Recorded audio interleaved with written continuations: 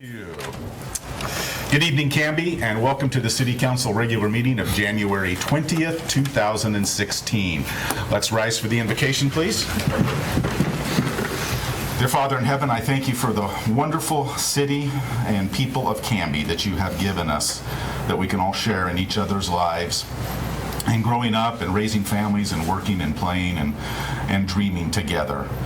We ask for your wisdom, your insight, your inspiration, and your courage tonight as we govern this wonderful city you've given us at this point in time to share in leading it. And we ask for your protection around our first responders and our armed forces that serve our city and country and are in harm's way. In Jesus' name, amen. And for the Pledge of Allegiance, pledge allegiance to the flag of the United States of America and to the republic for which it stands, one nation under God, indivisible, with liberty and justice for all. Thank you. Please be seated. All right. Do we have any communications tonight? I do not. Nothing from Rick? Anything from Kim? How about Joe? No, thank you. All righty. No communications tonight. Citizen input. Do we have any citizens tonight that would like to come forward? We know we have our wonderful library director tonight wants to talk to us. Come on up, Irene.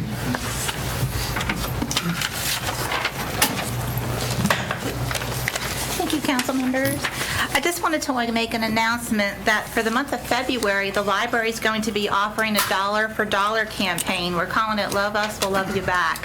So for every $1 someone pays on a library fine, we're going to weigh the $1. So it's only going to be for fines. We can't do it for lost items. So if you know anybody who has any fines accrued on their accounts, tell them to come on down to the library for the month of February. Now's the month to cash out. That's right. You got it. Okay, Very thank you. good. Thanks, Thank Irene. you.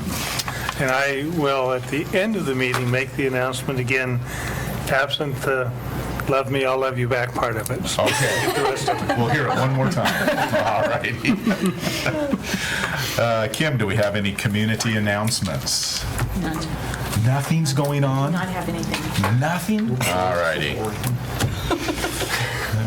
Next up under Mayor's business, Mayor Hodson sends his regards. He could not be here tonight, but he would like to remind everyone that the State of the City speech is coming up February 2nd at the Chamber of Commerce luncheon. And Tracy, that's at Cuts Force this time again? All right, at Cuts Force Town Hall. So come see the State of the City speech. Time for councilor comments and liaison reports. Well, that was quick. Yeah, Councilor Roach. Yeah, seriously. I thought you were going to fill in for the mayor's part. That's all I'm doing.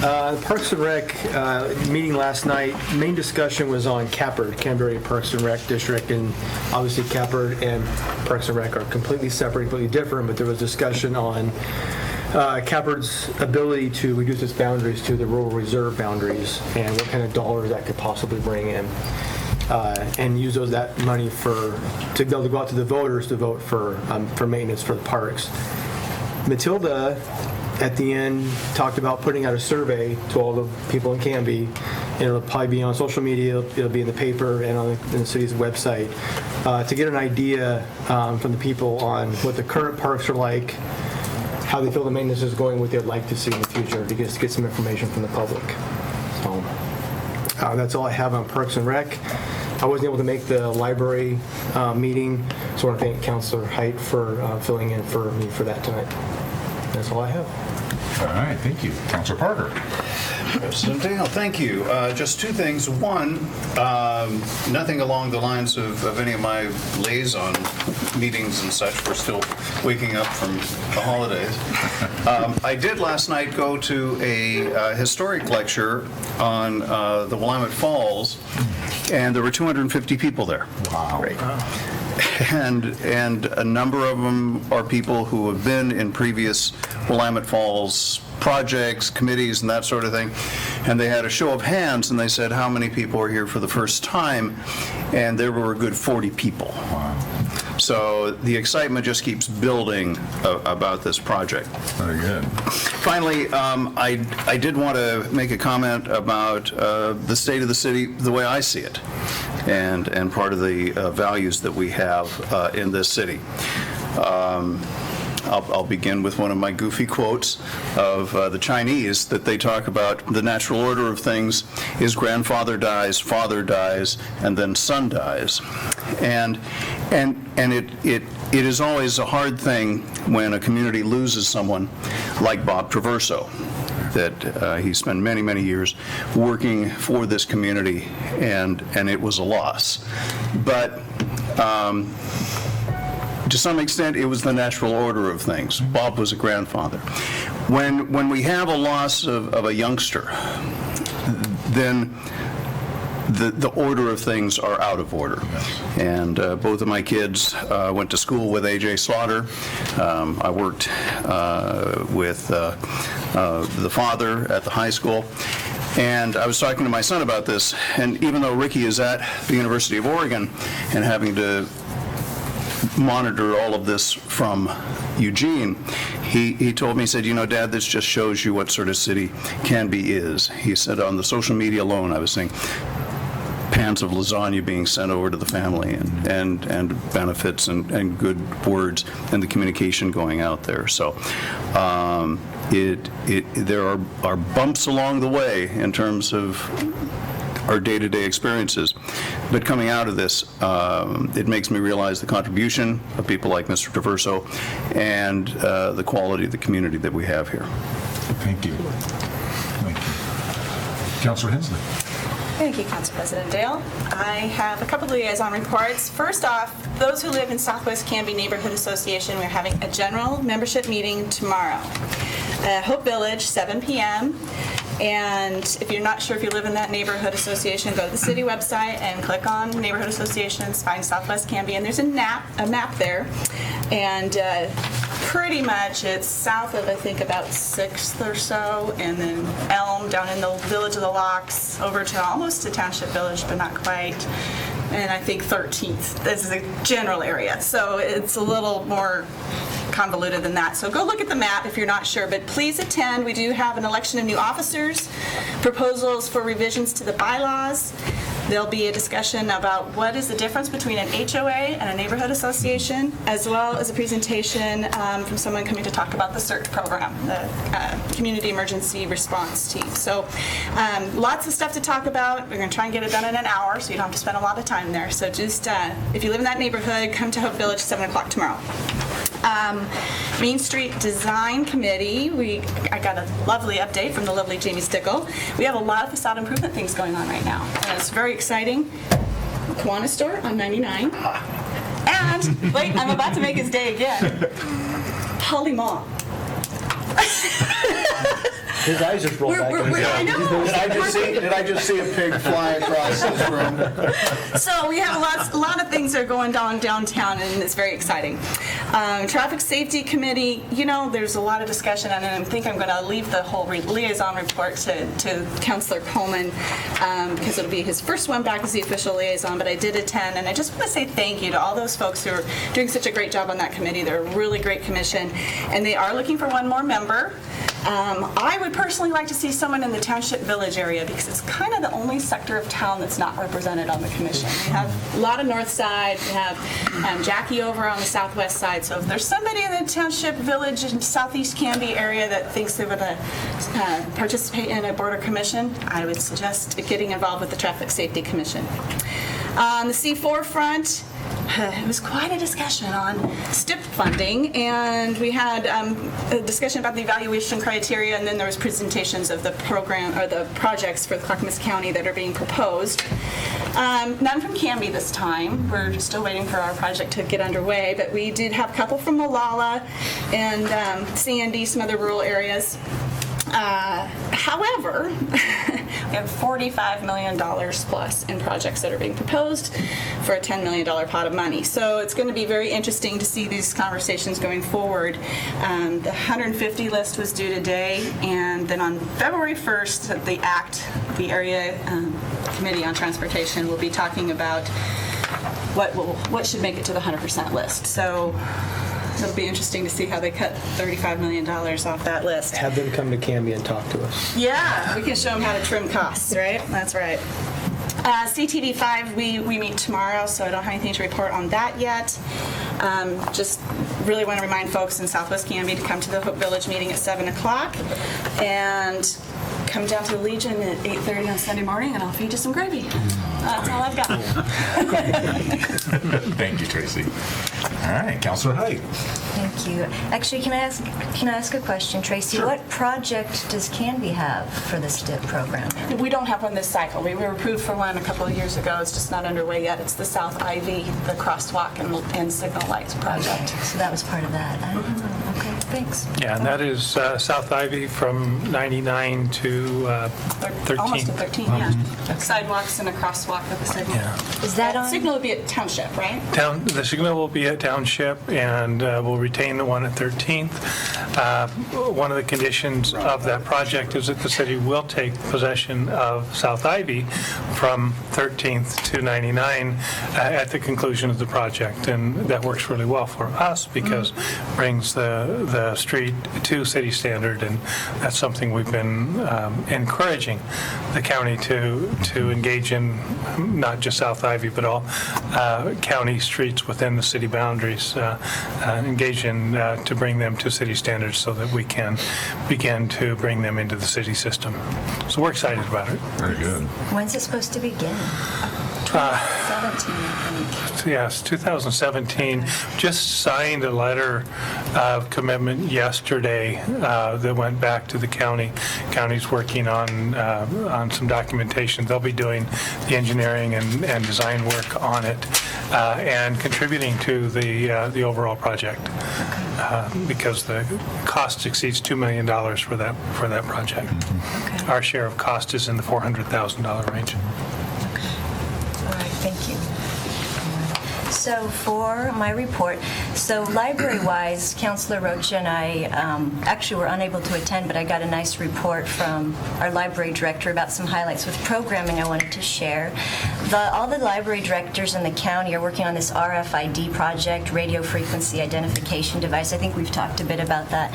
But so there's 63,000 items that they're going to be tagging, and it's for not as much security as efficiency, but that's a big project. So they'll be calling for a lot of volunteers for that soon, and it's going to make it much more efficient. Automatic handling, the library staff won't have to check in crates. It'll just save a lot of work time. So it's a great project. We're modernizing. It's a big effort. Canby Telecom upgraded the library from 60 megabits per second recently to 1 gig, so that's exciting. And they also donated 6 computers to the library, which are newer than the ones that we currently or previously had. And so that'll be put in the homework room. They'll have internet. It's just more computers for the public is a good thing. So thanks, Canby Telecom. There are citizenship classes that started up again and computer classes up again in January. And there's a bilingual book club that's relatively new. It's meeting every Saturday at 2 p.m. in January, and about 15 people are coming. And for programming, that's a good turnout. Yeah, I've done some programming myself, and I used to do the storytime volunteering, and you're always hoping to have a crowd show up, and 15's good. So exciting. That's good. School district, I just have one announcement. There's a free immunization clinic for kids that have no health insurance or are covered by Oregon Health Plan. That's February 11th, 4 to 7 p.m. It's in Happy Valley, though. It's at New Hope Community Church. But if you contact the school district, they can point you in that direction. So that's kind of a public service announcement. Canby Adult Center wanted to communicate that March is their National March for Meals Month, and so there's a campaign that's going to be headed up there by the Meals on Wheels Association. I think we'll do a proclamation here before long. I think the mayor will be doing one of those shortly, so we'll hear more about that, but it's to bring awareness to senior hunger in our community. Also, at Kiwanis, it was really interesting this week. Charlie Gingrich talked about bridging cultures and gave a little bit of a history of the group. I'd kind of like to invite him to give a little presentation here to update us on it, because we kind of have a vague understanding, I think, a lot of citizens, but it was interesting. It used to be called Pack-a-Sack. Before they formalized it and turned it into a non-prof in 2010, it was kind of informally called Pack-a-Sack, because there was a crew of volunteers on Saturday morning that would pack lunches for children, hungry children. They'd pack lots of sacks and go out and donate or deliver them to the kids. And so it's interesting to hear the evolution of that group to the powerful, important group they are now in Canby. So anyway, thanks, Charlie, for all they do there at Bridging Cultures. The Friends of the Library is having their annual membership drive, and so that's membership through 2016, and they support Music in the Stacks, children and adult programming, all kinds of great library programs. So it's $15 for individuals, but you can contact Kathy Shin, who's the membership chair. All that's online, or you can contact the library, and they'll give you her number. So rah-rah for the Friends.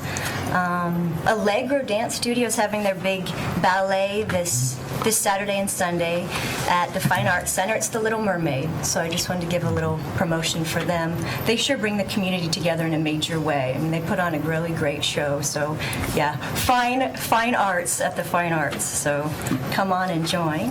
And then this is something I thought I'd share, this little event too. Well, it's not a little event. The Knights of Columbus every year have this crab feed. It's an auction event, and I didn't realize this, but some of the proceeds go to St. Patrick's Church that puts it on, but a lot of their money goes to other local charities, like actually the Canby Center, Oregon Food Bank, of course, is at St. Patrick's, Oregon Special Olympics, Canby Utility Share the Warmth program. Some funds will go to that group or that program. So that's February 6th at the fairgrounds for anybody that's interested in that.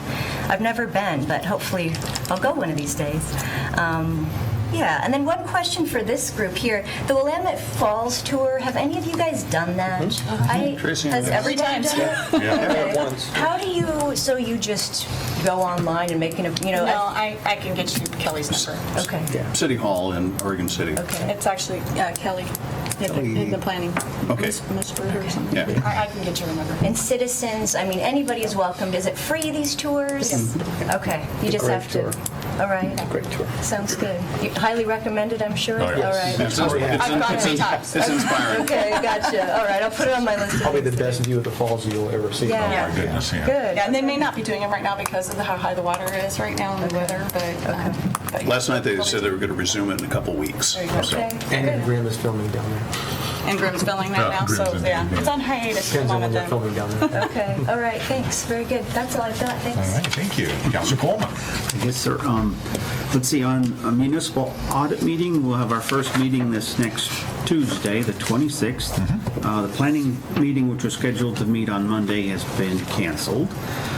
However, we did have a meeting on January the 11th. I attended that planning commission meeting, and I'm very excited to announce that Premier Gear Manufacturing was approved with a very positive review and discussion about their overall plan, accommodation for future expansion, and overwhelming testimony and support around approval of a conditional use permit related to recognition of their employment density would be less than the sought-after 12 employees per acre. Another proposed apartment complex is in the early feasibility planning stage, as evidenced by a pre-application meeting held for 48 proposed units near Territorial Road and the Logging Road. And in the Canby Commons Apartments, which will be behind the Fred Meyer and adjacent to the Sequoia Business Park, being developed by IDM, is now working with staff on preparing and submitting their land use development application. And that's on the planning front, so a lot of exciting going on there. On the traffic safety, we like to thank Councilor Hensley for all their efforts as the liaison, and that's a great group. They're just sincerely interested in supporting the efforts of the police and fire and trying to just help Canby, and just appreciate so much the involvement of the police, the fire, the city, the public works. And the next meeting will be February the 1st, a Monday, and that's all I have for now, and then I'll bring you up to speed. All right. And for myself, on the Canby utility front, our friend Bob Cornelius, who is here nearly every council meeting and URA meeting, has been a Canby Utility Board member and chair for 6 years now, and he'll be terming out next month. And so we'll say more next month, but an early thank you to Bob for all of his great faithfulness and all that he does for our city in guiding Canby Utility. So Bob has another month to go, and then after that, the board has appointed Gary Potter as their chairman for the next year. And so congratulations to Gary. And another big thank you to Bob and Canby Utility tonight. They have again donated green power to light our transit mall and our city parks, as has been their tradition. So thank you to Canby Utility for that. We sure appreciate it. And that concludes my report. Next up, we have the consent agenda.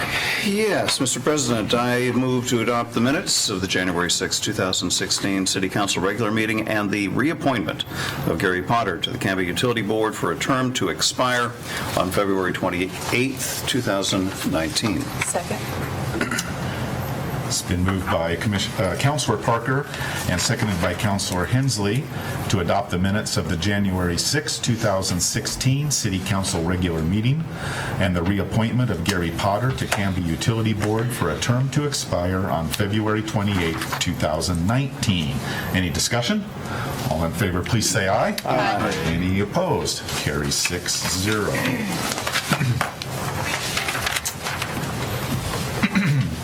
Next up, we have a public hearing on setting fees for Canby Independence Day celebration and Canby's Big Weekend Street Dance. We'll have the hearing first, followed by the resolution later. The matter presently before the hearing body requires a public hearing. All interested persons in attendance shall be heard on the matter. If you wish to testify on this matter, please fill out a yellow comment card and give it to the city recorder. At the appropriate time, please step forward to the microphone, state your name and interest in the matter. Those people who are interested in testifying as either proponents or opponents, please indicate your desire to speak by raising your hands at this time. For longer presentations, proponents and opponents may buy time from one another. In so doing, those either in favor or opposed may allocate their time to a spokesperson who will represent the entire group. All questions must be directed through the chair. Any evidence to be considered must be submitted to the hearing body for public access. All written testimony received both for and against shall be summarized by staff and presented briefly to the hearing body during the staff report. The public hearing will be conducted as follows: the staff report, followed by questions, if any, by this hearing body. Then open public hearing for testimony with proponents speaking first for not more than 3 minutes apiece, followed by opponents speaking for not more than 3 minutes. We'll then close the public hearing, and then will be followed by questions, if any, by this hearing body, and then discussion by the hearing body. A decision shall be made by the hearing body at the close of the hearing, or the matter will be continued to a date certain in the future. This will be the only notice of that date you will receive. Does anyone have any questions about the procedure of the hearing? And anyone in the audience? All right. We'll start out with the staff report with Jamie Stickle. Hello. So the issue before you tonight is whether or not to adopt the proposed fees for the Canby's Big Night Out and Canby Independence Day celebration, which is formerly known as General Canby Day. As background, in 2014, the Canby Main Street program and other city staff joined a community group of people that included business owners, citizens, and other community organizations. And the goal was just to create a summertime street dance. The dance was decided to be held at Canby's Big Weekend as a kickoff event, and we called it Canby's Big Night Out. Held it for the first time in August of 2015 to much success. It basically features kids' activities, live music, food and drink vendors, and was just a way for people to come down and experience Canby and kick off the big weekend where there's lots of other events. During the 2015 event, there was no cost for vendors to participate. However, with the positive response from the Canby community, from also the vendors, there was a desire to grow this into a self-sustaining event. So that's how we came to where the proposed fees are. The Canby Independence Day celebration, which was formerly known as General Canby Day, became a city event in October of 2015, so we're working on our first year currently. A committee was formed that includes, again, business owners, citizens, community groups, and those who were previously involved in different aspects of the event, which has been able to give us kind of a look into why some of the decisions were made. That committee was broken down into a kids activity committee, vendor committee, entertainment committee, and parade committee. And those groups have started meeting. At the vendor committee, we reviewed, and this is that information on the large spreadsheet, we reviewed the fee structures that the General Canby Day Committee had previously used.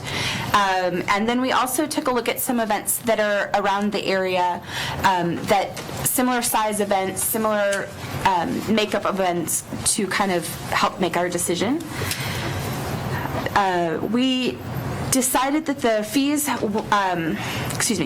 we wanted to encourage more local arts and craft vendors, and wanted to obviously encourage some of our local Canby arts and craft vendors. So there is a little break with Canby people who have Canby addresses. And then previously, as you can see on the spreadsheet, the late comer or 1 month out fee was $800. And after some discussion about the fees in general and what we believed was fair, we reduced that to $500. The fee structure is proposed to assist in covering the cost to host the event from year to year. And the committees for both the Canby's Big Night Out and Canby Independence Day celebration assisted in creating the fee structure so that we can make sure it's self-sustaining and be able to grow over years to come. So, is there any questions? All right. Do we have any questions of Jamie? I don't know if I guess now's the time to ask before the hearing. Go ahead. I'm still concerned about how high some of the food vendor fees are.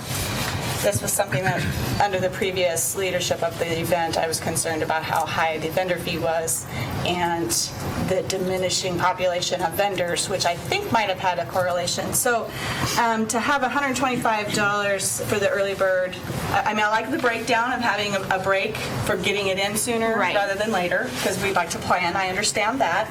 I also see a new fee for having electricity being added. I would like to see these fees come down to maybe $100, then $125, $200 for the advance, and then double that $200 to $400 for that final call. I still personally think that these fees are just a little high, especially in comparison to our neighboring city. They're considerably higher than what our neighboring city charges for their celebration. I think just especially this first year, I mean, if we're going to lower fees, government never lowers fees, right? So this is the time to do it, is when we're starting anew. And if we need to incrementally raise them again as it grows, but if we're trying to encourage more participation, I would like to see the fees come down a little bit. So I personally am not in favor of the food vendor fees as they're listed right now. I do like that we're giving the local artisans a bit of a discount for the craft vendors, but I'm concerned about how high the food vendors are right now. I guess it's not a question, it's more of a comment, but thank you. I would, my company was involved in the Oregon City first celebration. We were actually the presenting sponsor for that.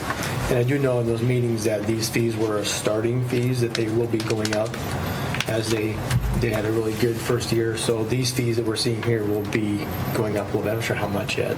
So I don't want to compare our fees with those, because those were first year fee as a tester for them. So that's good to know. And one of the challenges that we had, and we didn't want the fees to be prohibitive in nature and to be exclusionary, but at the same time, we know that as a city, for this to be successful in 2016, we're going to have to subsidize this operation anyway. And we're trying to find that critical balancing point that will reduce our subsidy to the extent possible and yet not discourage vendors from participating in the event.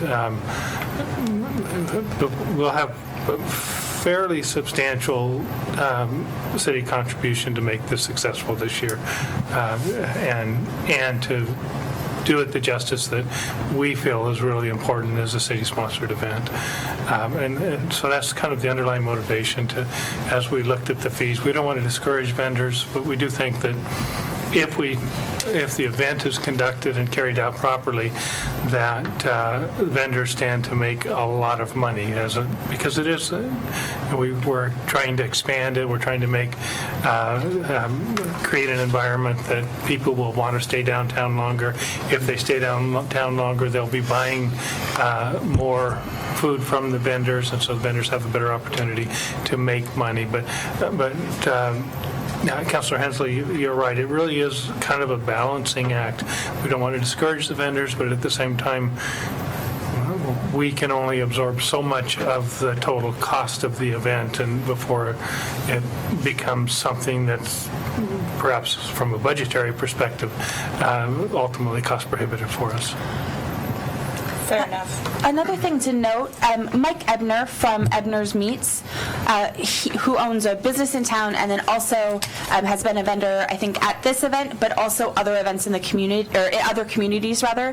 He was part of the process of deciding, do we lower the fees, do we raise the fees, although there wasn't much discussion about raising the fees for the exact same reason that you're talking about. But he said that he felt that it was fair, and we kind of looked to him as one of our guides because, I don't know what it takes to run a food vendor situation, but he thought that they were fair, except for that last number, which we had reduced to 500. Right, well, and 800, yeah. It seems 250 to 500. It actually makes sense. You're just going to double the fee for being late. 800 just seemed kind of arbitrary to me, so thank you for lowering that.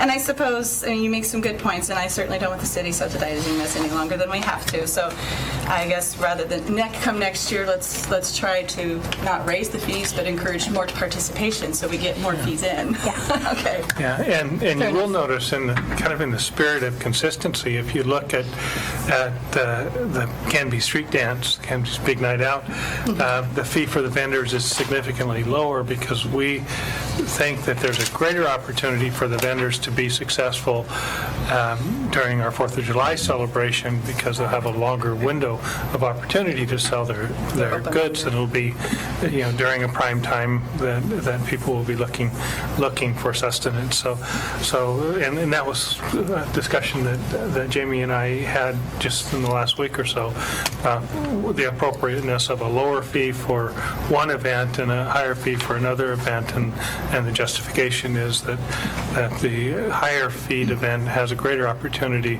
to sell more product, and therefore their profitability should be greater than for that fairly short window period for the street dance. Okay. All right. Do we know how much approximately it'll cost the city to put on this first year? Is it too early to say? I think it's a little too early to say because one of the things that we're taking into account is things like pop-up tents that we don't have, that the other, the committee that used to put it on, they just had those because they had been doing it for so long, and once they stopped doing that, or throwing this event, they, I think, sold those off. So, we'll have to acquire some things that we'll be able to keep for a long time, but this first year in particular, we're kind of trying to figure out how we can make it happen, make it successful.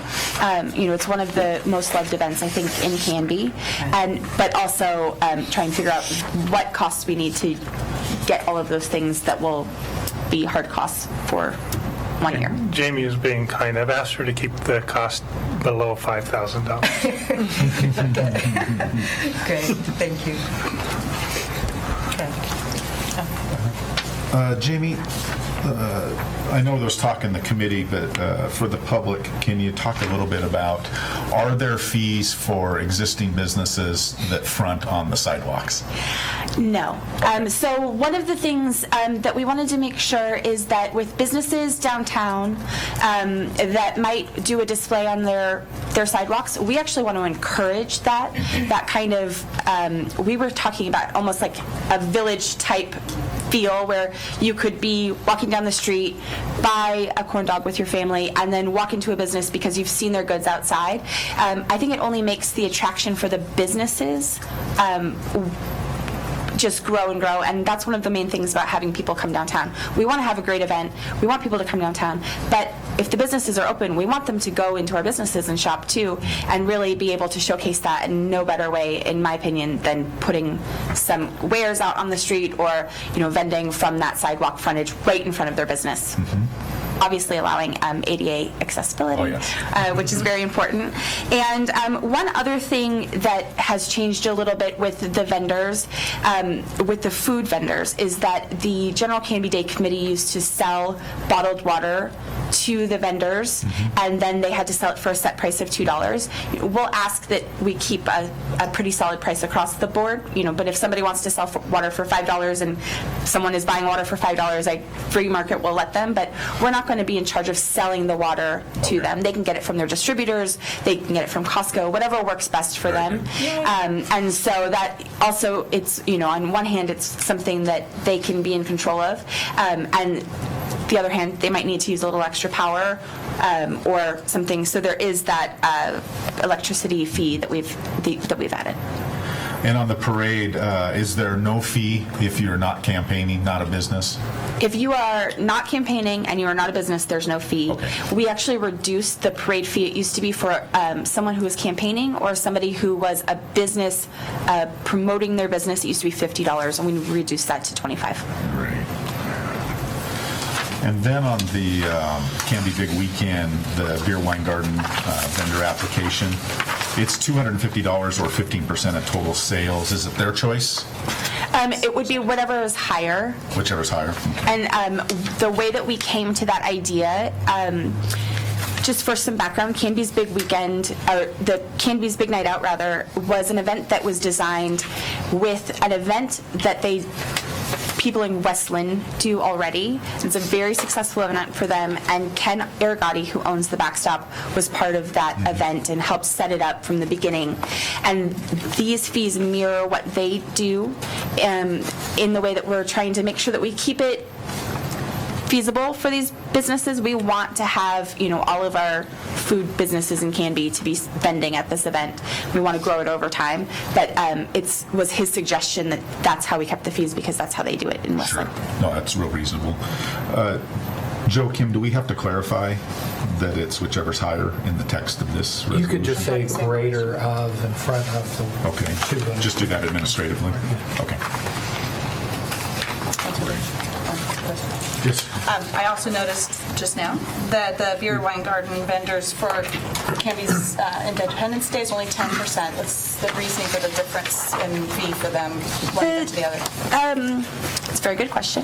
The Beer and Wine Garden with Canby's Independence Day is a new addition, and so in an effort to kind of keep it simple for whoever is going to be the vendors, we thought that that was a fee that would be fair, but that would also allow us to kind of figure out the first year what we're dealing with, and then be able to grow it over time. And if for some reason we need to take a look back at that and adjust it, I think that that's something that we can do after the event. But with that first year, we thought that that was... So it's more an introductory fee. Yeah. So next year it could likely look like the it could. It would. It could change, or it could just stay the same. It just depends on how it goes, and we're hoping that it's really successful, because as we know, some council people up there, Mr. Parker says, for every event, bring a beer garden. So we're bringing a beer garden in hopes that people find it as an additional way to have fun downtown. Okay. Thank you, I Jamie. think there's also a really good opportunity for it to work well and be financially beneficial to us at 10% because, again, it will be open for a longer period of time. It will be in the heat of the day. I mean, there are a lot of incentives to drink beer. So higher volume. And the underlying objective is to find ways to cover costs without gouging our vendors. Sure. Very good. Thank you. And for those at home that have been looking at the packet, we want to make sure that everyone realizes there's a change to the fee, right, Kim? We've added Wiener Dog Races for $5. Yes, that was left out. And that is how they had it set up before. Is it? Okay. Yes. Very good. Kim, this will be on the master fee schedule every year after this? Yes. Is that how we'll do it? Yes. Okay. If this is adopted tonight, it'll be added to the master fee Great. schedule. All right. Any further questions by the hearing body? All righty. Next, we'll move on to public testimony. Do we have any proponents that would like to speak to the fee? Need to open the public. Oh, I do. I need to write in here, hit the table. We'll now open the public hearing for testimony. There we go. Do we have anybody who'd like to speak in favor of adopting these fees? And seeing none, do we have anybody that would like to speak in opposition to adopting these fees? And seeing none, we'll close the public hearing. And do we have any more questions by the hearing body? I would add for the record that the fee for the Wiener Dog Races is $5. And it's in the document, but for the public watching on TV, just so that they understand what that number is that's been added this Very evening. good. Should have said that. All righty. Do we have any further discussion by the hearing body on this? None at all? All righty. So, Councilor Parker? Yeah, I was just going to make a motion if you're in a mood to take one. In just a minute, we'll get to that. Oh, The next agenda, right after we let Kim introduce it.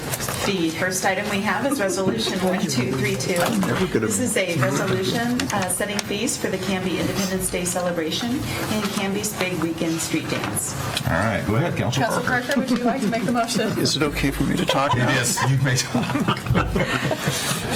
Mr. President, I move to adopt Resolution 1232, a resolution setting fees for the Canby Independence Day celebration and Canby's Big Weekend Street Dance. Second.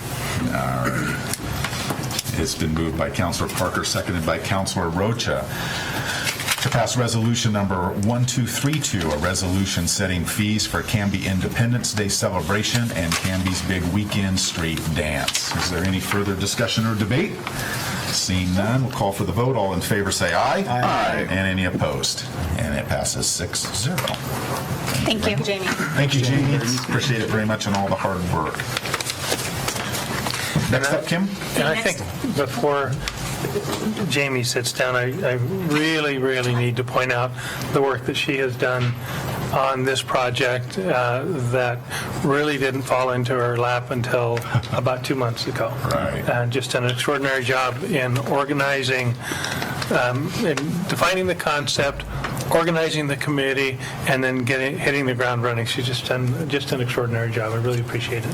Thank Not you to very mention much, being Jamie. very patient with my pesky questions. Thank you. They weren't even that bad. They were going to be way worse. I'll work on that. All righty, Kim. The next item we have is Ordinance 1432. This is authorizing a contract to purchase 3 vehicles for Canby Area Transit from Creative Bus Sales of Canby, Oregon, and this is before you for second reading. All right. Rick, anything to add? Or? No, this was well presented by Julie at the meeting a couple weeks ago, and covered very well by the Canby Herald. It's a great opportunity for us to improve our It was a good job. Good headline. It was a good headline. $0. It really was. I liked It it. was The virtually $0 was good. Council President Dale, I move that we adopt Ordinance 1432, an ordinance authorizing the mayor and city administrator to purchase 3 vehicles for Canby Area Transit from Creative Bus Sales of Canby, Oregon. Second. All righty.